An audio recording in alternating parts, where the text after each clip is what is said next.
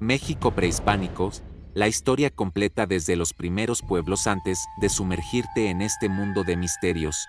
Regístrate y haz clic en la campanita, tu clic llevará esta curiosidad aún más lejos. Gracias por formar parte. Antes de que el nombre México siquiera existiera, antes de que las pirámides se alzaran sobre el horizonte y mucho antes de que los conquistadores pusieran un pie en estas tierras, el territorio que hoy conocemos como México era un vasto mosaico de climas, paisajes y culturas nacientes. Hace más de 30.000 años, grupos humanos comenzaron a llegar desde el norte, siguiendo las manadas de animales y buscando nuevos horizontes. Eran cazadores-recolectores, nómadas que recorrían las planicies y selvas, sin imaginar que sus descendientes serían arquitectos de algunas de las civilizaciones más impresionantes del mundo antiguo. La evidencia más antigua de presencia humana en estas tierras proviene de lugares como Chiquihuite, en Zacatecas, donde se han encontrado herramientas de piedra que datan de hace más de 26.000 años.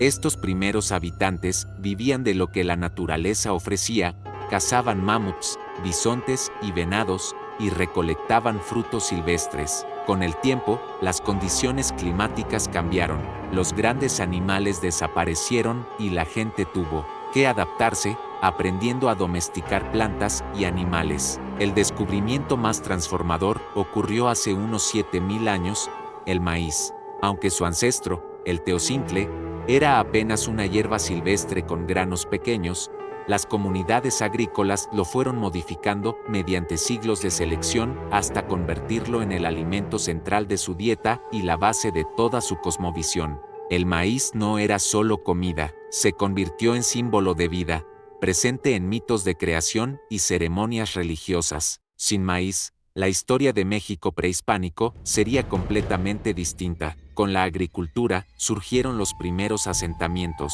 permanentes. Las aldeas crecieron alrededor de campos de cultivo, y con ellas apareció la especialización.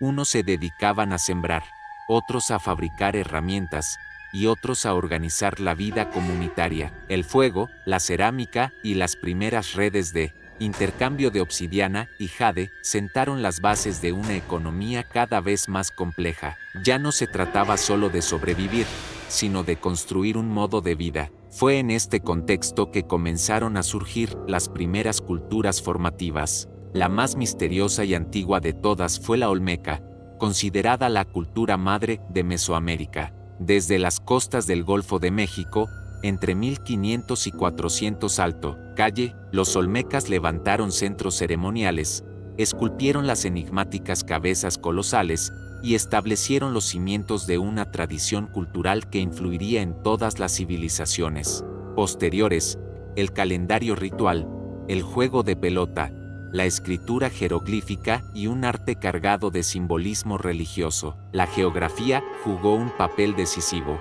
Mesoamérica, la región cultural que abarcaba el centro y sur de México, ofrecía una diversidad impresionante, desde selvas tropicales hasta valles fértiles y mesetas áridas. Esto permitió que cada pueblo desarrollara su propia identidad, pero también fomentó el intercambio constante de ideas y tecnologías. Lo que nacía en una región podía expandirse a cientos de kilómetros, transformándose con cada nuevo pueblo que lo adoptaba. Pero el México prehispánico no era un bloque uniforme, era un mundo de ciudades-estado, alianzas y rivalidades. Antes de que Tenochtitlán se convirtiera en el epicentro del poder, otras urbes dominaron el escenario. San Lorenzo y La Venta, capitales olmecas, dieron paso a lugares como Monte Albán, la primera gran ciudad zapoteca, y más tarde, a la majestuosa Teotihuacán, la ciudad de los dioses. Sin embargo, en estos primeros capítulos, lo que predominaba no era la guerra, sino la construcción de una cosmovisión común. Las culturas compartían la idea de que el mundo estaba dividido en tres planos: el inframundo, la superficie terrestre y el cielo, unidos por el eje sagrado representado por la ceiba o el maíz. Los dioses no eran figuras distantes, sino fuerzas vivas que requerían equilibrio y reciprocidad. La lluvia debía ser invocada, el sol debía ser alimentado, y la tierra debía ser agradecida con ofrendas. Así comenzó la historia de México prehispánico, con pequeños grupos que, generación tras generación, dejaron de ser simples sobrevivientes para convertirse en arquitectos de una de las regiones culturales más ricas del planeta. Y mientras en otras partes del mundo se forjaban imperios como Egipto o Mesopotamia, en estas tierras se preparaba un escenario que, siglos más tarde, maravillaría y desconcertaría al mundo entero. Mientras los olmecas dejaban su legado en piedra y en símbolos, otros pueblos comenzaron a levantar su propia historia sobre el suelo fértil de Mesoamérica. En las montañas de Oaxaca, alrededor del 500 Alto, calle, surgió Monte Albán, la primera gran ciudad zapoteca. Ubicada en lo alto de una colina artificialmente nivelada, Monte Albán dominaba el valle como un vigía eterno. Desde allí, los zapotecos controlaban rutas comerciales, cultivaban las terrazas y construían templos de piedra que aún hoy resisten el paso del tiempo. Su sistema de escritura, uno de los más antiguos de América, y su calendario preciso mostraban que no solo eran guerreros y agricultores, sino también astrónomos y cronistas de su propia existencia. Al norte, en las tierras altas del centro de México, algo distinto se gestaba. Siglos después de Monte Albán, en el corazón del Valle de México, se levantó una urbe tan imponente que sus contemporáneos creyeron que había sido construida por dioses, Teotihuacán. Fundada alrededor del Ciento Alto, calle, la ciudad alcanzó su apogeo hacia el año 450 de calle, cuando albergaba a más de 100,000 habitantes. Sus avenidas rectilíneas, templos monumentales y complejos residenciales perfectamente organizados, eran el reflejo de una planificación urbana sin precedentes en el continente. La Calzada de los Muertos, la Pirámide del Sol y la Pirámide de la Luna no eran simples construcciones, eran centros de energía, puntos donde la tierra y el cielo se comunicaban. Los teotihuacanos practicaban una religión compleja, adorando a deidades como Quetzalcóatl, la serpiente emplumada, símbolo de sabiduría y fertilidad, y Tlaloc, señor de la lluvia y la agricultura. Pero lo más intrigante es que, a pesar de su grandeza, no dejaron testimonios escritos que expliquen quiénes gobernaban o cómo se mantenía un orden tan vasto. Teotihuacán sigue siendo, en gran parte, un misterio. Mientras tanto, en las selvas del sureste, florecía otra civilización que llevaría las matemáticas, la escritura y la astronomía a un nivel sorprendente: los mayas.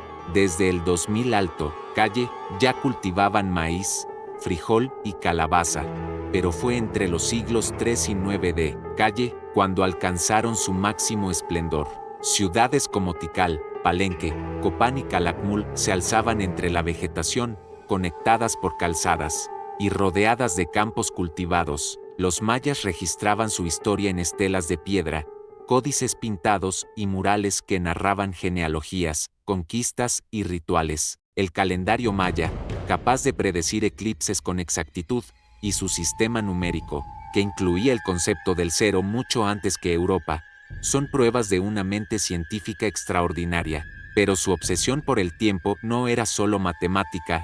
Para ellos, el tiempo era cíclico, y los eventos del pasado influían directamente en el futuro. Todo ritual, toda guerra y toda decisión política se tomaba considerando la posición de los astros. El contacto entre estas culturas no era ocasional. El comercio unía a Mesoamérica en una red impresionante: obsidiana de las montañas, cacao del sur, jade de las tierras mayas, plumas de quetzal, sal y cerámica viajaban por rutas terrestres y fluviales. Pero no todo intercambio era pacífico. La guerra ritual y las alianzas estratégicas también tejían la historia. Los mayas, zapotecos, mixtecos y otros pueblos competían por el prestigio, los tributos y el control de rutas clave. En el occidente de México, lejos del esplendor monumental de Teotihuacán o de las selvas mayas, se desarrolló una cultura menos conocida pero igualmente sofisticada: la tradición de las tumbas de Tiro, en los actuales estados de Jalisco, Nayarit y Colima. Estas tumbas profundas, conectadas a cámaras funerarias, albergaban cerámicas extraordinarias que representaban escenas de la vida cotidiana, guerreros, músicos y animales. Aunque no formaban parte del núcleo mesoamericano, mantuvieron un contacto constante con las civilizaciones vecinas. Hacia el año 650 d.C., el mundo mesoamericano sufrió un sacudón. Teotihuacán colapsó. Las causas aún se debaten, posibles sequías, rebeliones internas o invasiones. Pero su caída abrió un vacío de poder que sería llenado por otras culturas emergentes, entre ellas, los toltecas, que fundarían Tula y heredarían a las generaciones futuras la imagen de Quetzalcóatl como un dios civilizador.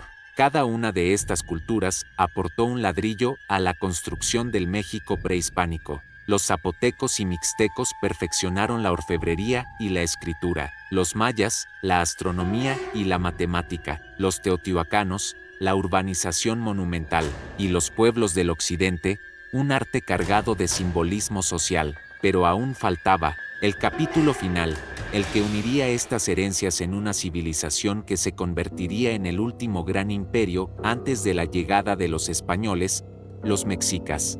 La historia de los mexicas no comienza en el poder, sino en la marginación. Según sus propios relatos, narrados en los códices y en la tradición oral, provenían de un lugar mítico llamado Aztlán, una isla en medio de un lago sagrado. Allí partieron como un pueblo errante, guiados por su dios Huitzilopochtli, quien les había dado una profecía. Debían buscar el lugar donde encontraran un águila posada sobre un nopal, devorando una serpiente. Solo entonces podrían establecer su ciudad y comenzar su destino. Durante más de un siglo, los mexicas vagaron por el altiplano central, ofreciendo sus servicios como mercenarios a pueblos más poderosos, pero siempre despreciados como extranjeros. Sin tierras propias, fueron rechazados una y otra vez hasta que, hacia 1325, hallaron el signo prometido en un islote del lago de Texcoco. Allí, sobre un terreno pantanoso, comenzaron a construir lo que con el tiempo se convertiría en la ciudad más poderosa de Mesoamérica, Tenochtitlán. En sus inicios, Tenochtitlán era apenas un conjunto de chozas y canales, pero la necesidad hizo nacer la innovación. Los mexicas desarrollaron el sistema de chinampas, islas artificiales hechas con tierra y vegetación, que multiplicaban la superficie cultivable y les permitían producir alimentos en abundancia.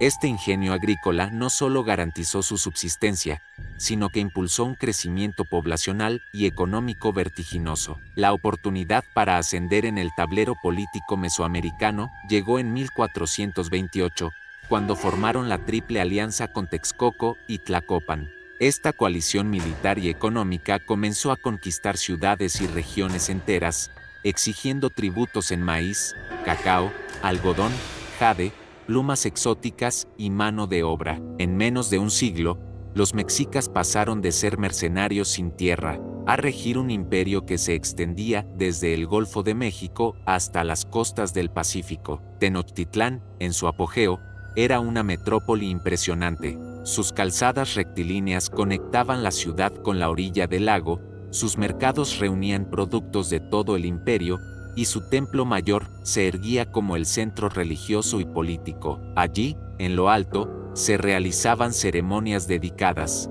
a Huitzilopochtli y Tlaloc, muchas veces con sacrificios humanos, que, según su visión del mundo, mantenían el equilibrio cósmico y aseguraban la continuidad del Sol. La cosmovisión mexica era una síntesis de siglos de pensamiento mesoamericano. Creían que el universo había pasado por varias eras, cada una destruida de forma violenta, y que ellos vivían en el quinto sol. Para evitar que éste también desapareciera, era necesario alimentar al sol con la energía vital, el tonalli, de los guerreros capturados en batalla. Esta creencia justificaba las llamadas guerras floridas, enfrentamientos rituales destinados a obtener prisioneros para el sacrificio. Pero el poder mexica no era absoluto ni incuestionable. En las fronteras del imperio vivían pueblos rebeldes, como los purépechas en Michoacán o los tlaxcaltecas en el altiplano, que se resistían a ser sometidos. Estas tensiones internas, sumadas al peso de los tributos, creaban un equilibrio inestable que, sin que los mexicas lo supieran, sería puesto a prueba de forma definitiva en 1519. En ese año, un acontecimiento cambió el curso de toda la historia mesoamericana, la llegada de los españoles, liderados por Hernán Cortés. Para algunos pueblos oprimidos por el Imperio Mexica, los recién llegados parecían una oportunidad para liberarse. Para los mexicas, eran primero un enigma, luego una amenaza, y finalmente, el inicio del fin.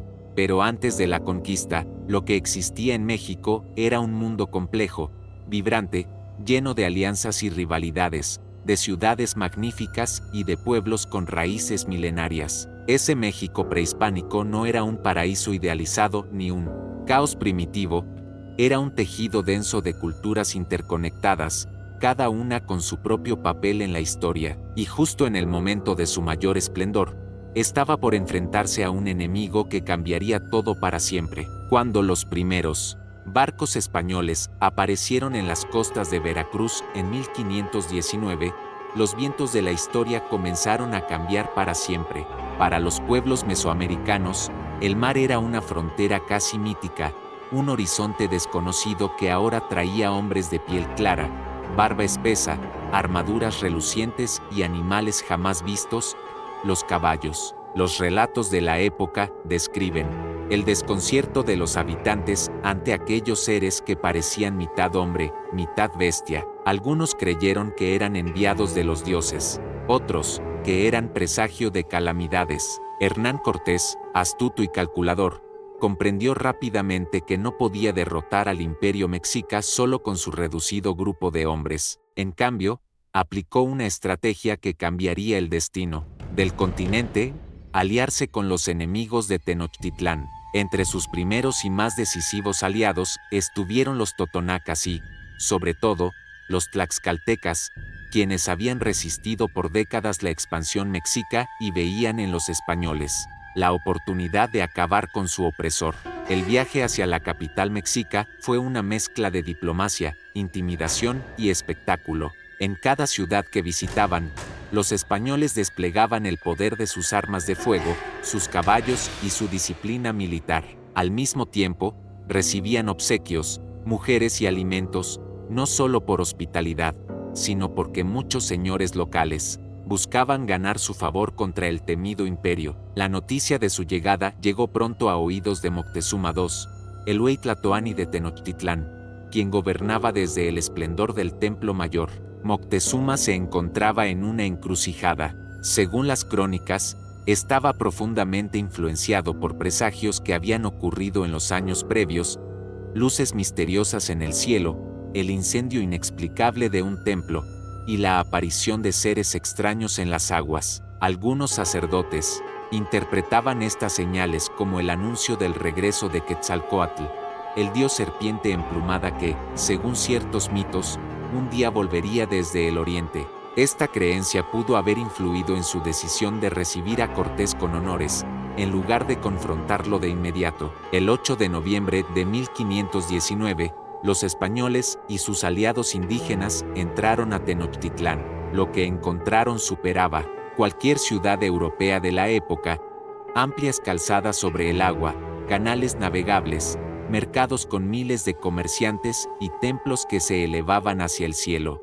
Bernal Díaz del Castillo, cronista de la expedición, escribió que era como cosa de encantamiento y que no sabían si lo que veían era sueño o realidad. Sin embargo, detrás de la cordialidad inicial se escondía una tensión insoportable. Cortés pronto tomó prisionero a Moctezuma en su propio palacio, utilizando su figura como herramienta política para controlar la ciudad. Los mexicas, humillados y resentidos, comenzaron a ver a los extranjeros no como aliados ni mensajeros divinos, sino como invasores. El equilibrio estaba a punto de romperse. En 1520, un incidente selló la ruptura definitiva. Mientras Cortés se encontraba fuera de la ciudad, sus hombres perpetraron la matanza del Templo Mayor durante una ceremonia religiosa, asesinando a cientos de nobles mexicas desarmados. La ciudad estalló en furia. Moctezuma murió poco después, Las versiones difieren sobre si fue asesinado por los españoles o apedreado por su propio pueblo, y los invasores se vieron obligados a huir en la llamada Noche Triste, dejando tras de sí cientos de muertos. Pero aquello no fue el final. Cortés reorganizó a sus fuerzas, reforzó sus alianzas indígenas y, en 1521, regresó con un ejército mucho mayor, compuesto mayoritariamente por guerreros tlaxcaltecas y de otros pueblos enemigos de los mexicas. El sitio de Tenochtitlán duró meses, agravado por una nueva y mortal arma invisible, la viruela, traída por los europeos, que se propagó rápidamente entre la población, diezmando a miles sin distinción de rango o edad. El 13 de agosto de 1521, tras una resistencia heroica, Tenochtitlán cayó. Con su caída, no solo se derrumbó el imperio mexica, sino también un orden milenario que había tejido las culturas mesoamericanas durante siglos. Las piedras de sus templos fueron reutilizadas para construir iglesias y palacios coloniales, y el lago de Texcoco comenzó a ser drenado para levantar la nueva capital, la Ciudad de México. Sin embargo, aunque la conquista marcó un punto de quiebre irreversible, la esencia del México prehispánico no desapareció del todo. Sus lenguas, costumbres, creencias y modos de vida continuaron, muchas veces escondidos bajo el disfraz de la cultura impuesta, esperando el momento de resurgir. La caída de Tenochtitlán no fue el final absoluto de las culturas prehispánicas, sino el inicio de una transformación profunda y, en muchos casos, dolorosa. Los españoles impusieron su sistema político, su religión y su lengua, pero las raíces indígenas, lejos de extinguirse, se mezclaron, se adaptaron y, en ocasiones, resistieron de manera silenciosa. Este proceso de mestizaje no fue uniforme ni pacífico. En unas regiones, la integración fue relativamente rápida, en otras, la resistencia armada duró décadas. Tras 1521, las antiguas ciudades mesoamericanas fueron desmanteladas o reconfiguradas para servir al nuevo orden. Los templos dedicados a Huitzilopochtli, Tlaloc, Quetzalcóatl o Cuculcán fueron destruidos o cubiertos por iglesias católicas, en un intento de borrar la religión anterior y sustituirla por el cristianismo. Las ceremonias ancestrales fueron prohibidas, y quienes persistían en practicarlas eran castigados por la Inquisición. Sin embargo, en lo más profundo de las comunidades, muchos rituales no desaparecieron, sino que se disfrazaron en fiestas. Católicas adoptaban elementos indígenas, santos cristianos asumían atributos de dioses antiguos y danzas tradicionales se ejecutaban bajo pretextos religiosos aceptables para las autoridades. El sistema económico también cambió de raíz. Las redes comerciales mesoamericanas fueron reemplazadas por un modelo colonial orientado a la extracción de recursos para beneficio de España. El oro, la plata y otros metales preciosos se convirtieron en la prioridad, y las tierras fueron repartidas en encomiendas a conquistadores y colonos. Los pueblos originarios quedaron obligados a trabajar en minas, haciendas y obras públicas, muchas veces en condiciones cercanas a la esclavitud. En lo social, surgió una nueva estructura jerárquica basada en el origen étnico. En la cima estaban los españoles peninsulares, seguidos por los criollos, hijos de españoles nacidos en América, luego los mestizos, indígenas y, en la base, los esclavos africanos que también fueron traídos al territorio. Esta organización racial y social reforzaba el control colonial y aseguraba que el poder se mantuviera en manos europeas. Pero incluso bajo esta presión, la memoria cultural de los pueblos prehispánicos no desapareció. La lengua náhuatl, por ejemplo, siguió siendo hablada por millones y se convirtió en una herramienta administrativa en los primeros siglos coloniales. El quechquemitl, el huipil, las técnicas de tejido, la cocina basada en maíz, frijol, calabaza y chile, así como el uso medicinal de plantas, continuaron formando parte del día a día, incluso de los mestizos y colonos. La herencia mesoamericana también sobrevivió en la arquitectura. El uso de patios centrales, plazas y sistemas hidráulicos en las nuevas ciudades coloniales tenía inspiración indígena. La resistencia no fue solo cultural, sino también armada. En regiones como Yucatán, La Guerra de Conquista duró más de 20 años después de 1521, y en zonas montañosas del norte, algunos pueblos nunca fueron plenamente dominados. Los purépechas, que habían mantenido su independencia frente a los mexicas, ofrecieron una resistencia inicial, aunque finalmente aceptaron la dominación española bajo términos negociados. En las selvas y montañas, grupos enteros huyeron para mantener sus costumbres lejos del control colonial. Mientras tanto, la Iglesia Católica desempeñó un papel doble. Por un lado, fue una herramienta de imposición cultural y religiosa. Por otro, algunos misioneros documentaron lenguas, costumbres y tradiciones indígenas para facilitar la evangelización. Gracias a esos registros, como los de Fray Bernardino de Sahagún en el Códice Florentino, hoy conocemos en detalle aspectos de la vida prehispánica que de otro modo se habrían perdido. Así, el México posterior a la conquista no fue una simple superposición de culturas, sino un tejido complejo donde lo español y lo indígena se entrelazaron, a veces en armonía y otras en conflicto. Este mestizaje creó una identidad única que, siglos después, seguiría reclamando sus raíces prehispánicas como parte fundamental de lo que significa ser mexicano. 5 siglos después de la conquista, el eco del México prehispánico sigue resonando en cada rincón del país. No es un recuerdo lejano guardado en museos, sino una herencia viva que se manifiesta en la lengua, la comida, la música, la arquitectura y hasta en la manera en que se concibe el mundo. El pasado no está enterrado, está presente en el día a día, como una corriente subterránea que nutre la identidad mexicana. La lengua es quizá la huella más visible. El náhuatl, lengua franca del Imperio Mexica, todavía lo hablan más de 1,5 millones de personas en comunidades rurales. Palabras como chocolate, tomate, aguacate, coyote, océotl y quetzal han trascendido las fronteras, incorporándose a decenas de idiomas en todo el planeta. Y no es solo el náhuatl. Lenguas mayas, zapotecas, mixtecas, purépechas, otomíes y decenas más siguen vivas, transmitiendo no solo vocabulario, sino también cosmovisiones únicas. La gastronomía mexicana, reconocida como Patrimonio Cultural Inmaterial de la Humanidad por la UNESCO, es otro pilar del legado prehispánico. El maíz, domesticado hace miles de años, sigue siendo el corazón de la dieta. Tortillas, tamales, atole y pozole son herederos directos de recetas milenarias. El cacao, considerado alimento de dioses por los mayas, dio origen al chocolate, que hoy conquista paladares en todo el mundo. El chile, en sus infinitas variedades, sigue siendo más que un condimento, es un símbolo de identidad.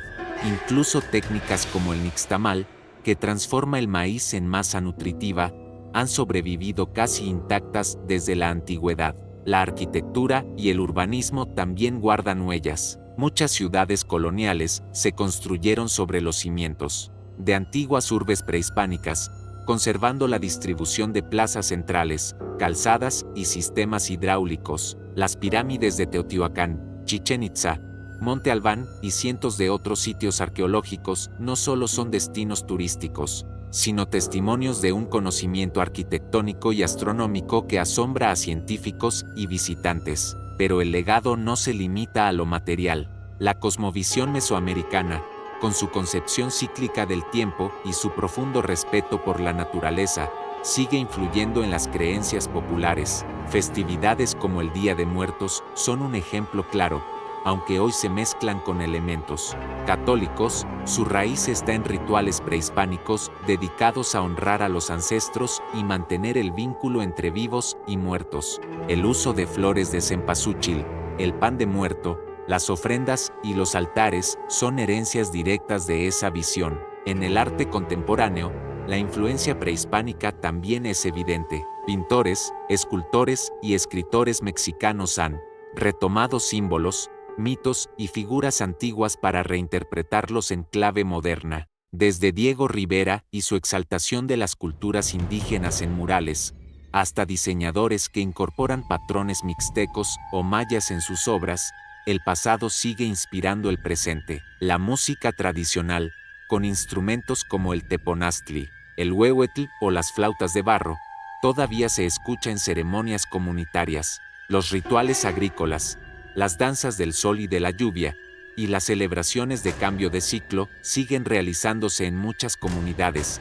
no como reconstrucciones turísticas, sino como prácticas vivas de fe y tradición. Lo más significativo es que, a pesar de siglos de colonización y globalización, el orgullo por el México prehispánico ha crecido. En escuelas, museos y medios de comunicación, se recupera y difunde la historia de los pueblos originarios, no como un simple capítulo del pasado, sino como un componente esencial de la identidad nacional. Cada pirámide restaurada, cada lengua revitalizada y cada tradición recuperada es un acto de resistencia contra el olvido. Así, el México de hoy es un puente entre mundos, un país que camina con un pie en la modernidad global y otro profundamente enraizado en un pasado milenario, un pasado que, lejos de desvanecerse, sigue iluminando el presente y proyectándose hacia el futuro. El México prehispánico no es simplemente un capítulo antiguo de la historia, es la raíz profunda que sostiene todo un país, desde las primeras aldeas agrícolas que domesticaron el maíz hasta las ciudades imponentes de Tenochtitlán, Monte Albán o Palenque, se desarrolló una de las regiones culturales más ricas y complejas del planeta. Fueron siglos de ingenio, organización y creatividad, de astronomía precisa, de arquitectura monumental, de arte cargado de simbolismo y de una relación sagrada con la tierra y el cosmos. La llegada de los españoles marcó una ruptura abrupta, un choque de mundos que transformó para siempre el destino de millones de personas. Pero a pesar de la violencia, las epidemias y la imposición cultural, las raíces mesoamericanas nunca se cortaron del todo, se escondieron, se mezclaron, se adaptaron, y con el tiempo, volvieron a florecer. Hoy, están presentes en el idioma, en la comida, en las fiestas, en las creencias y en la forma en que los mexicanos entienden la vida y la muerte. La historia completa del México prehispánico no se limita a la gloria o la tragedia, es una historia de continuidad. Es la prueba de que los pueblos no desaparecen mientras su memoria viva en quienes la heredan. Cada palabra en náhuatl, cada tortilla que se amasa, cada altar de Día de Muertos, cada danza ceremonial en un pequeño pueblo es un recordatorio de que la historia no está muerta, respira en cada gesto cotidiano. Cuando miramos las piedras gastadas de las pirámides o los códices preservados, a pesar de la destrucción, no vemos ruinas silenciosas, escuchamos voces que nos hablan de un tiempo en el que el calendario marcaba no solo el paso de los días, sino el latido del universo, de un tiempo en el que cada amanecer era el triunfo del sol sobre la oscuridad, y cada cosecha, un pacto renovado con la tierra. Y entonces, surge la pregunta inevitable, si estas culturas fueron capaces de levantar civilizaciones tan avanzadas sin acero, sin ruedas y sin bestias de carga, ¿qué más podrían haber alcanzado si la historia hubiera seguido otro rumbo? Quizá nunca lo sabremos. Pero lo que sí sabemos es que el México moderno no se entiende sin ese pasado, un pasado que no se resigna a ser polvo de museo, sino que sigue vivo, vibrante, esperando a quienes quieran escucharlo, porque al final, más que un territorio o una época, el México prehispánico es un espíritu, y ese espíritu sigue aquí, en cada rincón, en cada palabra, en cada corazón que late con orgullo de sus raíces. ¿Sabías que la historia no se escribe solo con lo que pasó, sino también con lo que nunca dejamos que muera? Si te gustó esta curiosidad, deja un comentario y comparte este video para que más personas puedan descubrir más sobre los misterios del mundo. Gracias por acompañarnos y nos vemos en la próxima curiosidad.